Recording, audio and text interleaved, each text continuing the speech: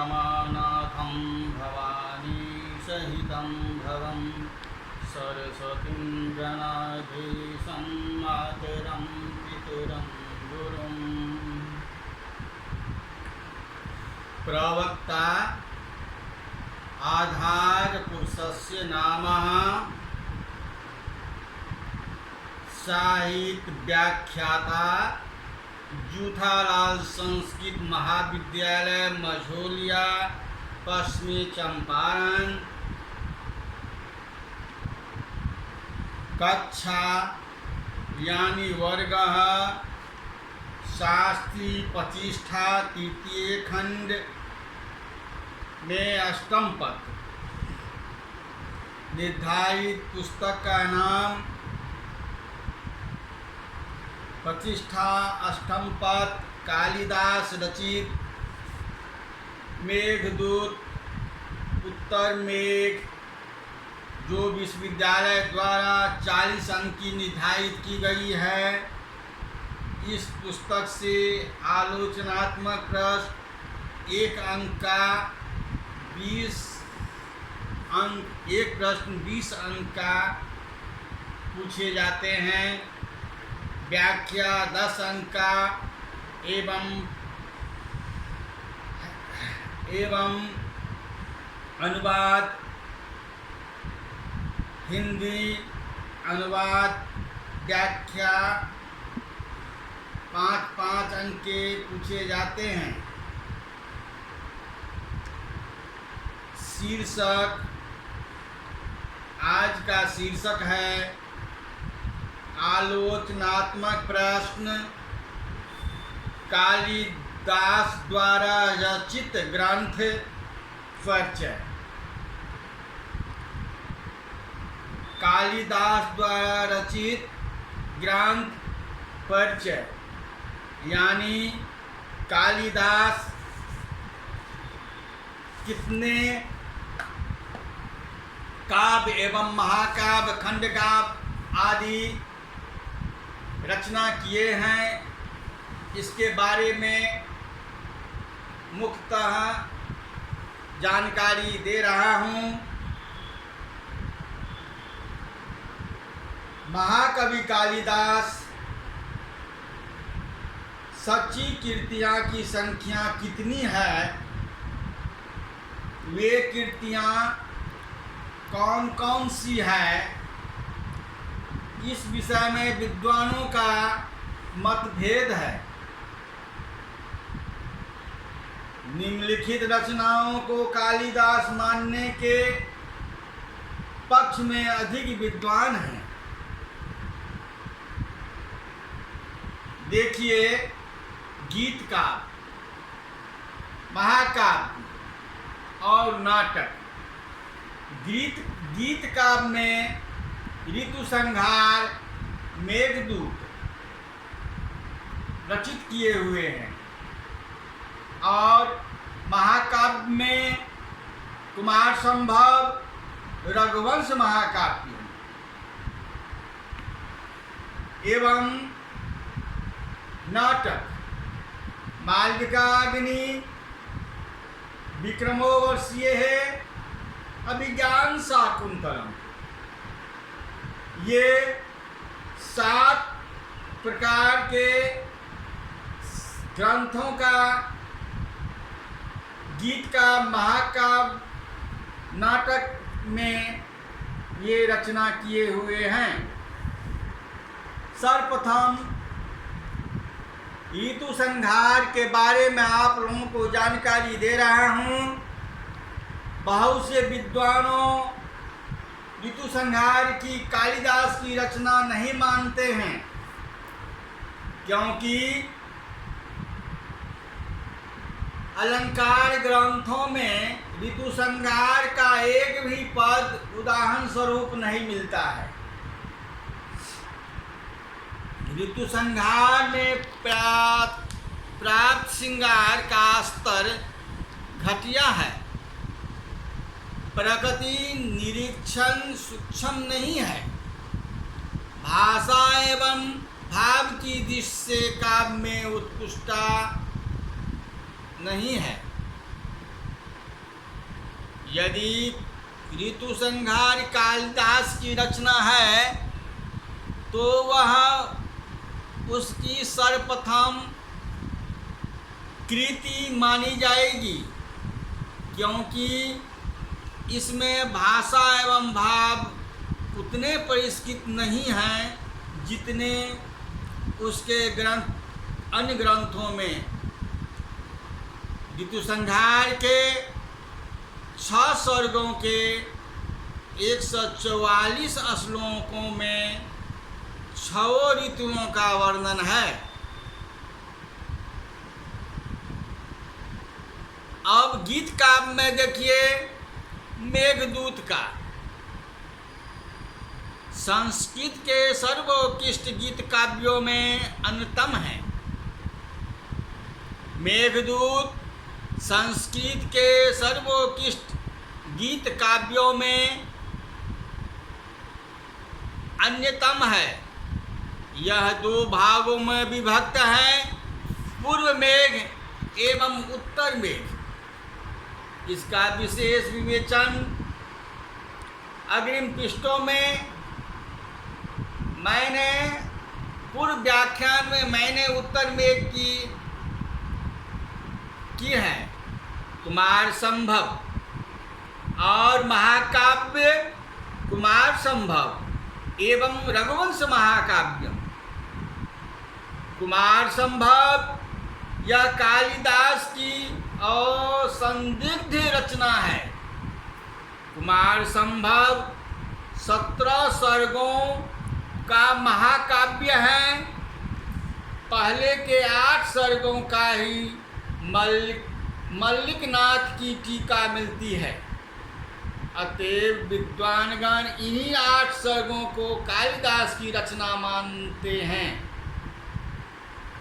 पंचम सर्ग में पार्वती द्वारा की गई कठोर तपस्या का ओजस्वी एवं अति उत्कृष्ट वर्णन है।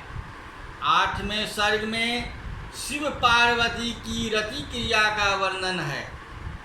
9 से 17 सर्ग प्रक्षिप्त है, जिनका लेखक कोई समान कभी रहा होगा। हिमालय के स्वरूप का चित्रण, तारकासुर द्वारा उपद्रव करना, देवों की प्रेरणा से कामदेव का शिव के पास जाकर प्रभावित करना ताकि उनसे उत्पन्न पुत्र तारक का वध कर सके। शिव द्वारा काम का भस्म किया जाना, काम के भस्म होने पर रति का विलाप, शिव का विवाह, कार्तिकेय का जन्म तथा सेनापति के रूप में कार्तिकेय द्वारा तारक का वध किया जाना इस ग्रंथ के प्रमुख वर्ण विषय है। रघुवंश। अब महाकाव्य में रघुवंश के बारे में कुछ जानकारी मैं दे रहा हूँ। रघुवंश समस्त संस्कृत साहित्य का सर्वोत्कृष्ट महाकाव्य है। 19 सर्गों के इस महाकाव्य में सूर्यवंशीय राजाओं का प्रभात उत्पादन वर्णन है। पहले के 9 सर्गों में दिलीप, अज, रघु एवं दशरथ का वर्णन है। 10 से 15 तक सर्गों में राम कथा का वर्णन है। 16 से 19 सर्गों में राम के वंशजों का वर्णन प्राप्त है।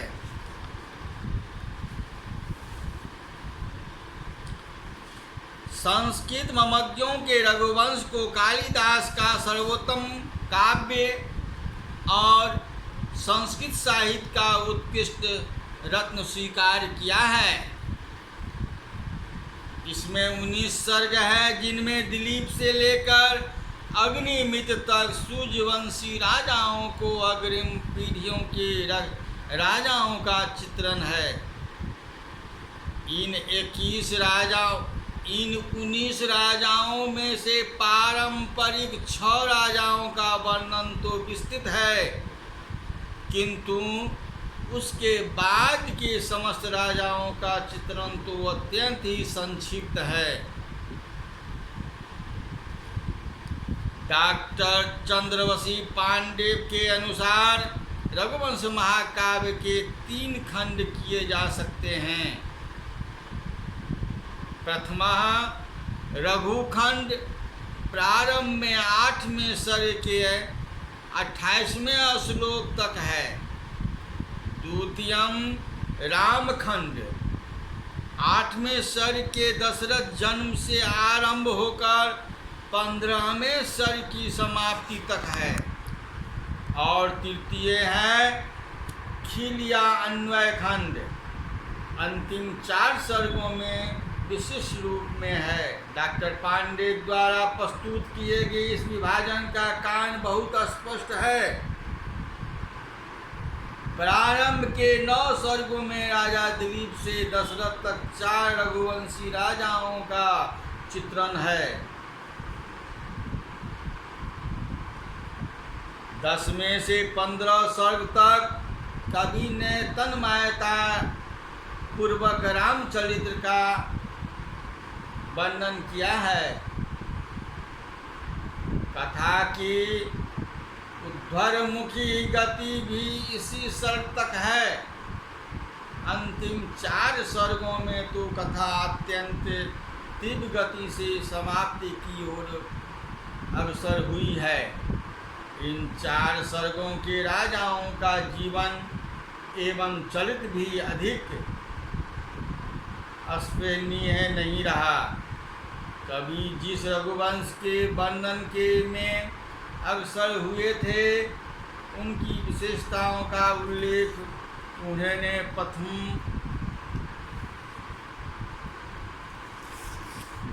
सर्ग में ही कर लिया था।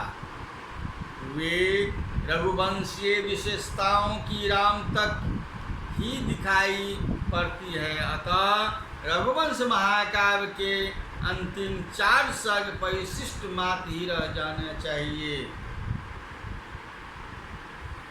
इस महाकाव्य का नाम रघुवंश क्यों रखा, यह स्वयं महाकवि कालिदास ने ही स्पष्ट कर दिया। इस महाकाव्य का नाम रघुवंश ही क्यों रहा, स्वयं महाकवि कालिदास ने ही स्पष्ट कर दिया है। राजा दिलीप की सेवा से प्रसन्न होकर नंदिनी गौ ने जब दिलीप से वर मांगने का आग्रह किया तब राजा दिलीप ने परमांजलि जोड़कर अर्थात कर हस्त जोड़कर अपनी पत्नी सुदक्षिणा ने ऐसे पुत्र की याचना की जो वंश को चलाने वाला हो।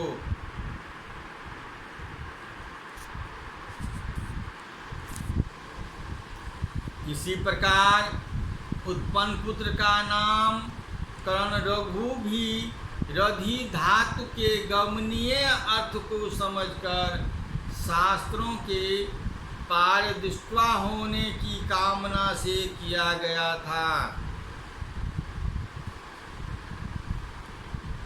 यह महाकाव्य पौराणिक प्रख्यात कथा संपन्न है।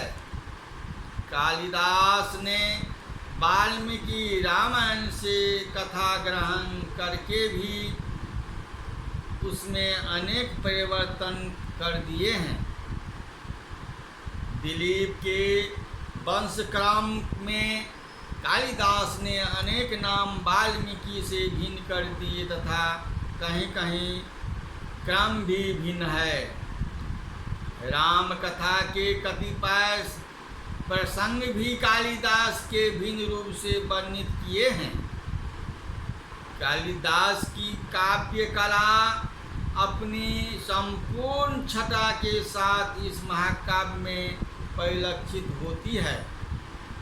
आकर्षक चरित्र चित्रण, विशद विचार वर्णन, प्रौढ़ प्रतिभा, सुंदर रस व्यंजना तथा सरल अलंकृत शैली सभी का मणिकांचन संयोग इस महाकाव्य में द्रष्टव्य है। राजा दिलीप के द्वारा नंदिनी की गौ सेवा द्वितीय सर्ग, कौत्स को दान पांचवें सर्ग, इंदुमती स्वयंवर में छठे स्वर्ग, अज विलाप अर्थात आठवें स्वर्ग, विमान के द्वारा राम सीता आदि का लंका से प्रत्यावर्तन 13वें सर्ग, निर्वासिता सीता का संदेश 14वें सर्ग में है। आदि स्थल अत्यंत प्रभावशाली एवं मार्मिक है। सभी मुख्य रसों का परिपाक इस महाकाव्य में हुआ है। वस्तुतः तो रघुवंश महाकाव्य में अपनी काव्य कला की उत्कृष्टता के कारण ही कालिदास कवियों के द्वारा आदर्श बने। इस महाकाव्य के सौंदर्य से चमत्कृत होकर समीक्षकों ने कालिदास को रघुकार नाम ही दे डाला। रघुकारे न रमते, रघुकारे न रमते। इस महाकाव्य की लगभग 40 टीकाएं उपलब्ध होती हैं। कालिदास संपूर्ण भारतीय साहित्य के प्रतिनिधि कवि हैं। उनके काव्यों में नैतिकता एवं आदर्श का अत्यंत समन्वय हुआ है। कन्या का मुग्ध पनय विरह रूप को यह दाम्पत्य पनय का सहज एवं सुंदर स्वरूप है। सभी के रस भी चित्र कालिदास ने अपने काव्यों में प्रस्तुत किए हैं। प्रिया पत्नी इंदुमती के आकस्मिक निर्धन पर आज का कारण विलाप प्रत्येक सहृदय को साधु नयन कर देता है। गृहिणी सचिव सखी मिथा प्रिय शिष्या ललिते कलाविदो कर्णा विमुखेन मृत्युना हरता त्वां वद किं नो मे हुतः। अर्थात अयम श्लोकम कथितम अज के लिए इंदुमती केवल गृहिणी ही नहीं थी वरन सखी, मंत्री और ललित कलाविद प्रिय सज्जा भी थी। मंत्री और ललित कलाविद प्रिय शिष्या भी थी। मृत ने तो आज का सर्वस्वहरण ही कर लिया। आज के विलाप में दाम्पत्य पति का यह उदात्त स्वरूप है जिसमें शारीरिक सुख को कहीं अवकाश नहीं है। स्त्री सौंदर्य के कालिदास कुशल चित्रे हैं। पार्वती के अप्रियतम सौंदर्य ने उसे पुष्पगुच्छों से सुशोभित कमनीयलता का स्वरूप दान कर दिया। अवजर्चिता प्रिय प्राप्ति के समाधि में लीन पार्वती का वर्षाकालीन तपस्या का वर्णन करते हुए कवि ने अनायास ही स्त्री लावण्य की संक्षिप्तता को सुंदर रूप में उपस्थित कर दिया है। कवि कालिदास ने नारी को एक सुंदर वस्तु मात्र के रूप में ही चित्रण नहीं किया है वरन स्वाभिमान तथा तेज का अपूर्व समन्वय भी उन्होंने भारतीय नारी में प्रतिष्ठित किया है।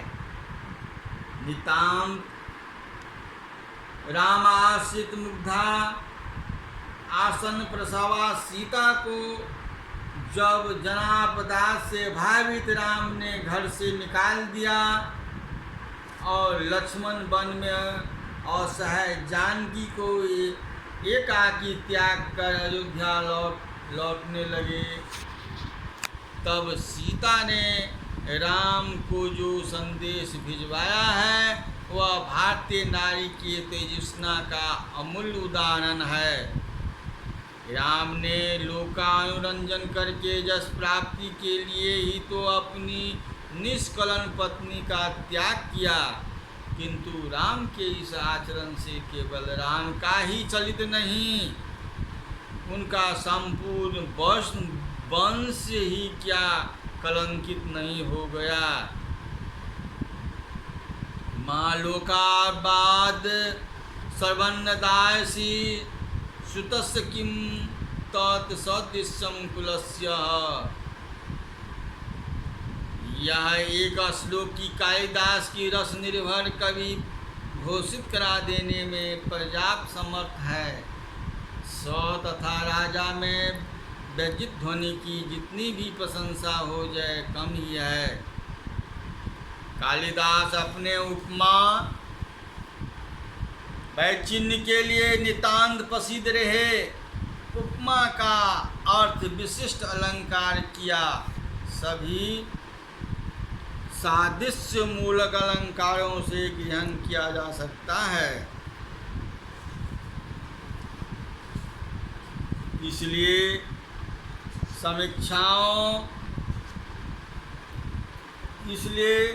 समीक्षाओं से उपमा कालिदास के साथ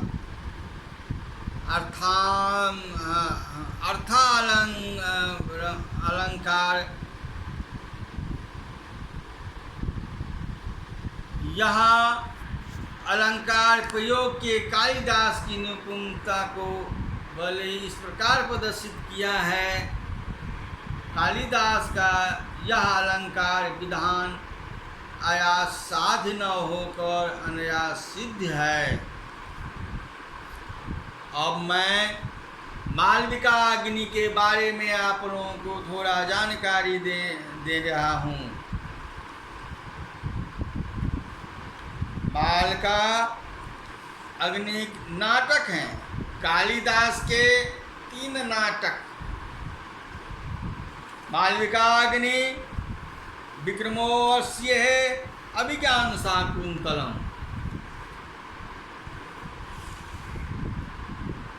यदि ऋतु संहार को कालिदास की रचना न माना जाए तो मालविका अग्नि नाटक निसंदेह कालिदास की सर्वप्रथम रचना है। मालविका अग्नि का नायक अग्निमित्र एवं नायिका मालविका है। इन दोनों के प्रणय का चित्रण है। प्रगति नाटक में 5 अंक है। अग्निमित्र की सहधर्मचारिणी महारानी धारिणी मालविका नाम की परिचारिका को अग्निमित्र की दृष्टि से यत्नतः छिपाती है कि कहीं मालविका के और निर्बंध स्वर्ग को देखकर अग्निमित्र उस पर आसक्त न हो जाए। कालिदास एवं हरदत्त नामक 2 संगीताचार्य अपने अपने शिष्यों के संगीत नैपुण्य का प्रदर्शन करना चाहते हैं। कालिदास की संगीत शिष्या मालविका भी संगीत की परीक्षा देने आती है। ऐसी स्थिति में अग्निमित्र तथा मालविका में परस्पर अनुराग उत्पन्न हो जाता है। मालविका एवं अग्निमित्र के परस्पर मिलन के प्रयास को धारिणी ही विफल कर देती है। अंतिम अंत में पता चलता है कि अभी तक परिचारिका रूप में समझी जाने वाली मालविका विदर्भ के राजा माधव सेन की पुत्री है। इस गुप्त विषय के उद्घाटित होने पर महारानी धारिणी मालविका का विवाह अग्निमित्र से करवा देती है। अब है विक्रमोवश्य 5 अंकों के इस नाटक में राजा पुरुरवा तथा अप्सराएं उर्वशी की प्रणय कथा का वर्णन किया गया है। इस पुरुरवा केकई नामक देवी से उर्वशी की रक्षा करते हैं। उस समय दोनों परस्पर आकृष्ट हो जाते हैं। भरत मुनि के शाप के कारण उर्वशी मृत्युलोक में आकर कुछ समय तक पुरुरवा के पास रहती है, किंतु कभी विद्याधर कुमारी के प्रति पुरुरवा के निहारने के कारण क्रुद्ध उर्वशी कार्तिकेय के वन में चली जाती है और लता के रूप में परिणित हो जाती है, क्योंकि कार्तिकेय की आज्ञा थी कि जो भी स्त्री उनके वन में आएगी लता हो जाएगी। संगमने मणि के प्रभाव से उर्वशी पुनः अपने स्वरूप को प्राप्त कर लेती है।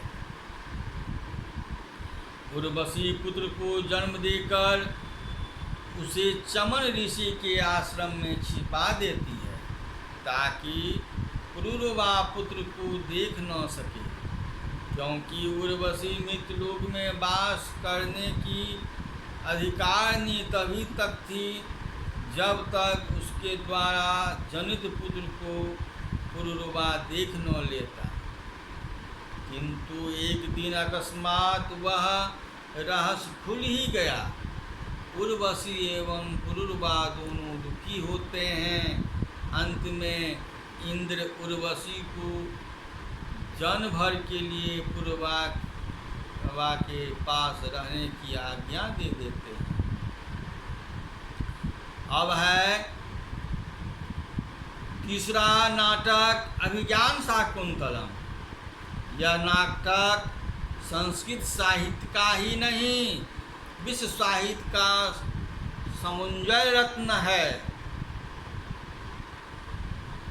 7 अंकों के इस नाटक में शकुंतला एवं चंद्रवंशीय राजा दुष्यंत की प्रणय कथा का वर्णन है।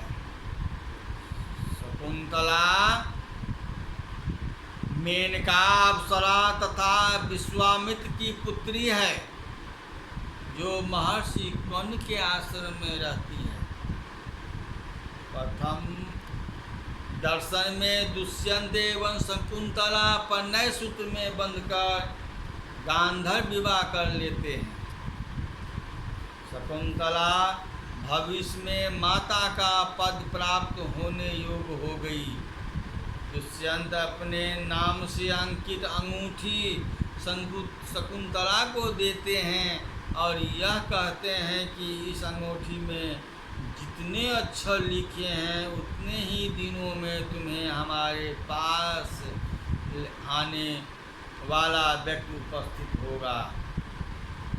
उतने ही दिनों में तुम्हें हमारे पास ले आने वाला व्यक्ति उपस्थित होगा। दुष्यंत चिंतन में निर्मग्न शकुंतला अतिथि के रूप में आए हुए दुर्वासा ऋषि की उपस्थिति को न समझ सकी। वह क्रुद्ध दुर्वासा ने शाप दिया कि तुम जिसका चिंतन कर रही हो वह तुझे भूल जाएगा। अधिक अन्वय करने पर दुर्वासा ने कहा कि पहचान का आभूषण देखने पर साप दूर हो जाएगा। दुष्यंत शकुंतला को नहीं पहचान पाता है। शकुंतला अधीर हो उठती है। अज्ञान में ही मार्ग के तीर्थ जल में अंगूठी गिर गई है थी। पहचान क्या दिखाई आती। शकुंतला अपनी माता के समीप रहने लगती है। खोई हुई अंगूठी राजा को मिलती है। राजा को सब कुछ स्मरण आ जाता है। अतः अति विह्वल हो जाता है। इंद्र की सहायता करके जब दुष्यंत लौटते हैं तब मार्ग में अपनी पत्नी तथा पुत्र से उनका समागम हो जाता है। इस प्रकार कालिदास रचित ग्रंथों का मैंने आज वर्णन किया है। समाप्तम संपूर्णम।